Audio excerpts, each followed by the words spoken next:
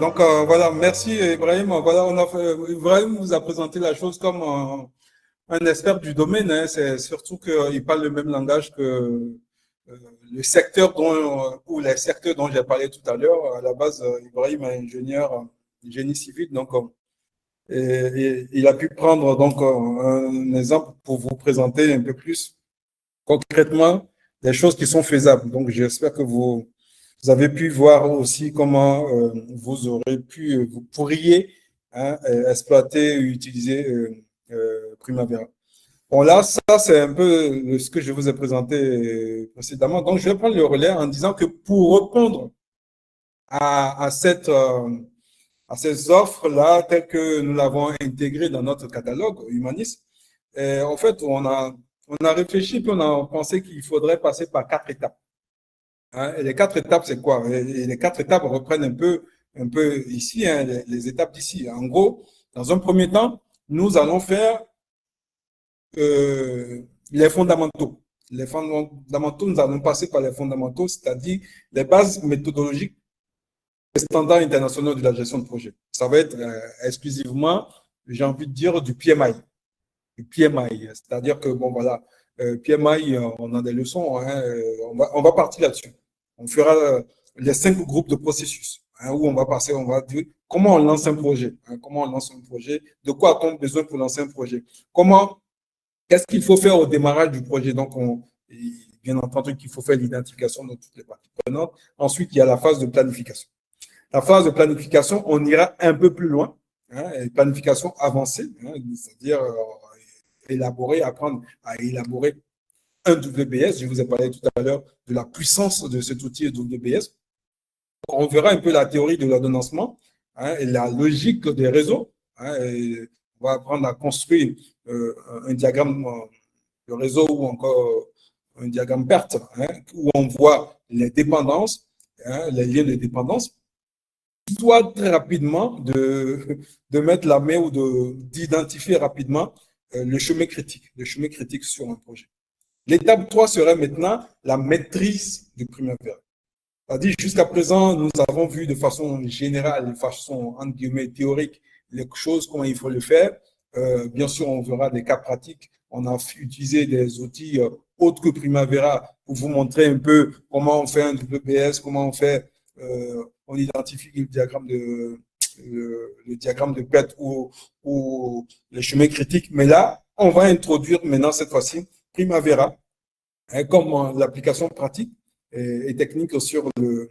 Voilà. Et donc, on va voir tous les volets, depuis ce que Ibrahim l'a présenté tout à l'heure. Hein, on commence par le BS, hein, déjà à définir la structure organisationnelle de l'entreprise. Hein, et à l'issue de cela, on va apprendre à définir le BS, la partie projet. Hein, on va au petit grain jusqu'à ce que vous ayez la maîtrise complète de Primavera pour pouvoir faire de la planification, mais aussi du contrôle. Et puis, on finira par l'étape 4, qui est, en fait, l'analyse des performances.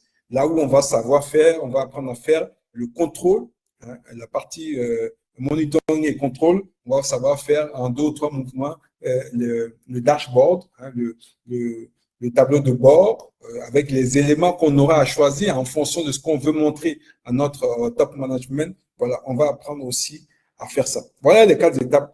Et donc, ces 4 étapes-là nous ont permis aujourd'hui de construire 3 offres.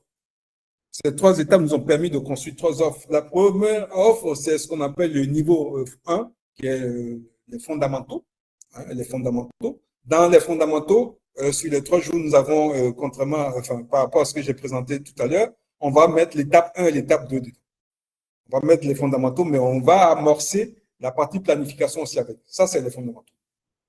Et donc, encore une fois, hein, pour un webinaire, je n'ai pas souhaité donner l'exhaustivité du programme de chaque niveau, mais encore une fois, vous aurez la possibilité, si ça vous intéresse, de vous adresser à nous pour avoir le contenu détaillé de chaque niveau.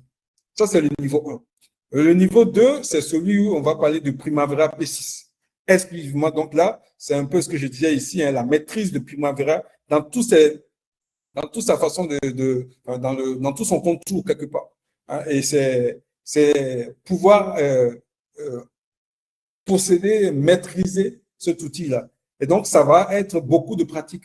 Et l'idée que nous avons, c'est de mettre pendant une période donnée, il y a certes la partie, la formation est du 5 jours, mais au-delà de ces 5 jours de formation, on va vous mettre peut-être pendant un mois à discuter une plateforme qui sera destinée à aller pratiquer, à manipuler, à faire des trucs, à peut-être même à apporter vos propres projets pour pouvoir maîtriser vraiment cet outil-là. Et puis, il y a le niveau 3 qui est lui le niveau complet hein, de contrôle, de projet de contrôle. Là, encore une fois, je vous le disais tantôt, hein, vous aurez compris le niveau. Quand on est à ce niveau-là, c'est qu'on commence à faire de la stratégie. On est proche de l'entité directrice de l'entreprise. C'est là où on va beaucoup produire des rapports. Hein, et donc là aussi, ça a l'air simple comme ça, mais c'est pas simple du tout. Le contenu est assez riche, assez développé. Donc voilà, les 3 offres sont aujourd'hui des offres que nous lançons. Hein, nous restons à votre disposition pour ceux qui veulent en savoir plus sur le contenu de ces offres-là. Je pense que typiquement, quand on additionne les 3 offres, on se retrouve à quelque chose de 1 750 000, je crois. Mais pour quelqu'un je sais d'emblée hein, que j'ai en tête que quelqu'un qui veut se lancer et qui veut se positionner sur les 3 offres, il y aura sans doute des remises à faire pour lui permettre de gravir les différents échelons, les différentes étapes.